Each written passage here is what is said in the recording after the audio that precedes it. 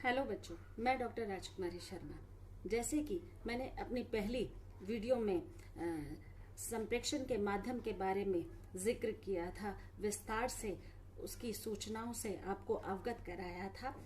आज मैं संप्रेक्षण के माध्यम में जो तीसरा और आखिरी तत्व है उसके बारे में बात करूंगी, प्रभावी संप्रेक्षण। जैसे कि आप जानते हैं, प्रभावी संप्रेक्षण से हमारा तात्पर्य है कि पूर्ण रूप से अपनी अभिव्यक्ति में वो शब्दों का रूप स्वरूप आकर्षक अभिव्यक्त करें, जिससे कि भाषा उतनी सशक्तपूर्ण दिखाई दे जैसा व्यक्ति अभिव्यक्त करना चाहता है। प्रभावी संप्रेक्षण मूल शब्द है भाव। भाव से हमारा तात्पर्य है विचारों का आदान प्रदान। व्यक्ति या तो बोलकर या लिखकर अभिव्यक्त करता है। भाव शब्द में प्र उपसर्ग लगाने से प्रभाव शब्द बना है, जिसका अर्थ है शक्ति या सामर्थ्य। और प्रभावी संप्रेक्षण से हमारा अभिप्राय है असरदार, शक्तिशाली आदि। यानी कि जिस भी तरह का हम संदेश या वक्तव्य सामने वाले व्यक्ति के समक्ष प्रस्तुत कर रहे हैं, उससे वह प्रभावपूर्ण रूप अभिव्यक्त कर रहा है या हमारी शब्दावली से वह प्रभावित है, आकर्षित है या नहीं है। प्रभावी संप्रेक्षण से अभिप्राय व्यक्ति अपने संप्रेक्षण में संदेश स्पष्ट एवं अर्थपूर्ण हो।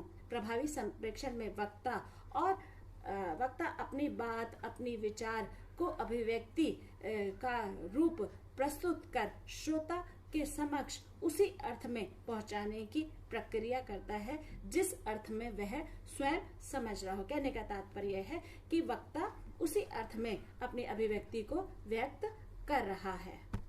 व्यावसायिक, व्यापारिक, कंपनी, संस्था में संप्रेक्षण की महत्वपूर्ण भूमिका होती है। किसी भी प्रकार का संप्रेक्षण तभी प्रभावपूर्ण होता है जब उसमें उद्देश्य की स्पष्टता का भाव सार्थक होता है। कहने का तात्पर्य है कि अगर हम प्रभावी संप्रेक्षण की बात कर रहे हैं और उसमें संप्रेक्षण में किसी भी तरह का उद्देश्य नहीं है, तो वह सफलता के क्रम तक नहीं पहुंच सकता है। इसलिए उसमें उद्देश्य की प्राप्ति का होना अत्यंत आवश्यक है। संप्रेक्षण करते समय प्रबंधकों और कर्मचारियों के बीच संबंधों में मधुरता का भाव होना अत्यंत आवश्यक है। व्यापारिक या कंपनी के बीच में किसी भी प्रकार की कोई भी गलतफहमी उत्पन्न नहीं होनी चाहिए। अगर गलतफहमी या किसी भी तरह का कोई भ्रम उत्पन्न हो जाता है तो उस रिक्तता को कभी भी भरा नहीं जा सकता। प्रभावपूर्ण या प्रभावी संप्रेक्षण में ये गुण होना अत्यंत आवश्यक है, जैसे स्पष्टता, शुद्धता एवं विश्वसनीयता का रूप होना अत्यंत आवश्यक है। संप्रेक्षण के लिए आवश्यक तत्व हैं और वो आवश्यक तत्व 7 प्रकार के हैं, जिसमें से पहला है पूर्णता। जैसा कि शब्द से ही निहित होता है कि संप्रेक्षण करते समय हमें पूर्णता का रूप स्पष्ट होना अत्यंत आवश्यक है। अपूर्ण संदेश संप्रेक्षण में भ्रम उत्पन्न कर सकता है, जिसके कारण वक्ता और श्रोता के बीच संप्रेक्षण करते समय अवरोध उत्पन्न हो सकता है। इसलिए संप्रेक्षण करते समय कौन, क्या, कब और किससे और कैसे आधार पर अपनी बात रख रहा है, उसका ध्यान रखना अत्यंत आवश्यक है, जिससे कि संप्रेक्षण की जो पूर्णता है उसको पारित कर सके। दूसरा महत्वपूर्ण तत्व है संक्षिप्तता। संक्षिप्तता से हमारा तात्पर्य है कि अपनी जो आप संदेश दे रहे हैं उसमें वक्ता को संक्षिप्त में अपनी बात कहनी चाहिए, विस्तार से अपनी बात नहीं कहनी चाहिए, अनावश्यक शब्दों का प्रयोग भी नहीं करना चाहिए। संदेश में किस तरह की सूचनाओं का आवागमन रखना है उसका विशेष रूप से ध्यान रखना अत्यंत आवश्यक है। संदेश जितना छोटा एवं सारगर्भित होगा उतना ही महत्वपूर्ण होगा।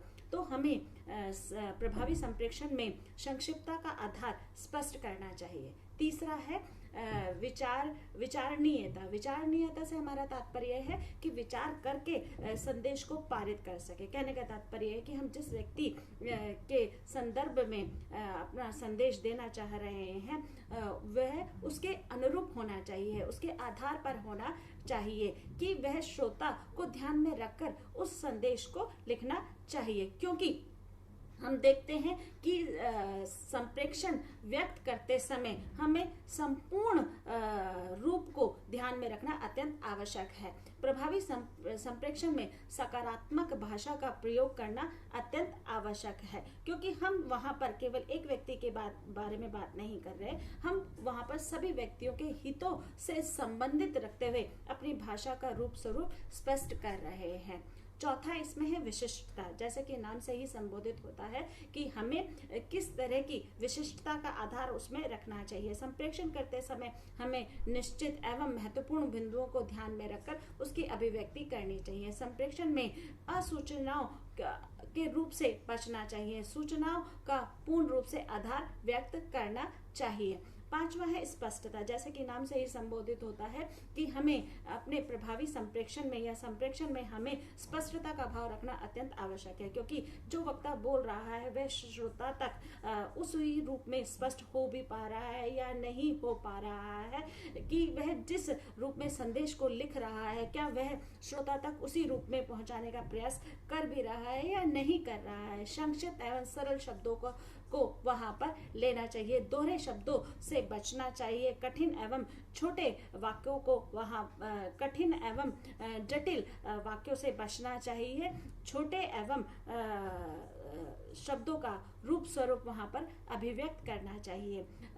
अगला है छठा शिष्टता। शिष्टता से हमारा तात्पर्य है कि हम सभ्य समाज में रह रहे हैं, तो सभ्य समाज में रह रहे हैं तो हम शिष्टता का रूप भी वहां पर अभिव्यक्त करते हुए दिखाई देते हैं। हमें अपने संप्रेषण में भाषा का सकारात्मक रूप प्रयोग में लाना चाहिए, क्योंकि हमारा व्यवहार ही संप्रेषण का आधार स्पष्ट करता है कि हमारी भाषा किस प्रकार से, हमारी भाषा में किस तरह के विनम्र शब्दों का वहां पर प्रयोग किया गया है। दोहरे शब्दों से हमें बचना चाहिए और हमें संप्रेषण करते समय जटिल एवं कटु शब्दों का प्रयोग नहीं करना चाहिए।